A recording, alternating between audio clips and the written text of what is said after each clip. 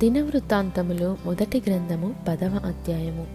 ఫిలిష్తీయులు ఇశ్రాయేలీయులతో యుద్ధము చేయగా ఇశ్రాయేలీయులు ఫిలిష్తీయుల ఎదుట నిలవలేక పారిపోయి హతులై గిల్బోవా పర్వతమందు పడిరి. ఫిలిష్తీయులు సౌలును అతని కుమారులను తరిమి సౌలు కుమారులైన యోనాతానును అబీనాదాబును మల్కీషువను హతము చేసిరి. యుద్ధములో సౌలు ఓడిపోవచుండెను. అతడు అంబులు వేయి వారి కంటబడి వారి చేత బహుగాయముల నొందెను. అప్పుడు సౌలు, ఈ సున్నతి లేని జనులు వచ్చి నాకు మానభంగము చేయకుండా నీవు నీ కత్తి దూసి నన్ను పొడిచివేయుమని తన ఆయుధములను మోయివానితో ననగా వాడు బహుగా భయపడి అలాగు చేయుటకు ఒప్పలేదు. గనుక సౌలు తన కత్తి మీద పడెను. సౌలు చనిపోయినని ఆయుధములను మోయివాడు తెలుసుకొని తానును కత్తిని పట్టుకొని దాని మీద పడి చచ్చెను. ఆ ప్రకారమే సౌలును అతని 3 కుమారులను చచ్చిరి, మరియు అతని ఇంటి వారందరూ చచ్చిరి.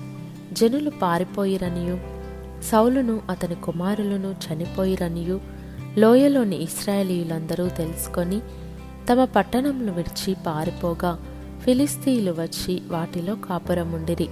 హతులైన వారిని దోచుకొనుటకై ఫిలిష్తీయులు మరునాడు వచ్చినప్పుడు వారు సౌలును అతని కుమారులను గిల్బోవా పర్వతమందు చచ్చి పడియుండుట చూచి అతని కవచమును దోచుకొని అతని తలను అతని ఆయుధములను తీసుకొని పోయి ఫిలిష్తీయుల దేశమంతటా వాటిని త్రిప్పి జరిగిన దానిని విగ్రహములకును జనులకును చాటించిరి.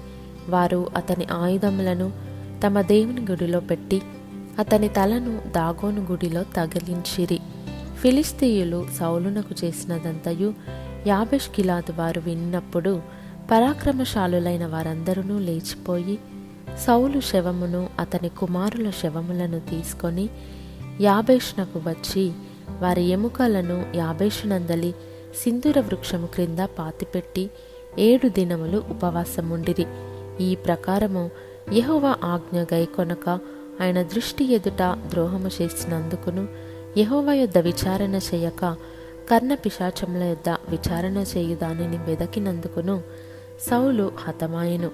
అందునిమిత్తము యెహోవా అతనికి మరణశిక్ష విధించి రాజ్యమును యెష్షయి కుమారుడైన దావీదు వశము చేసెను.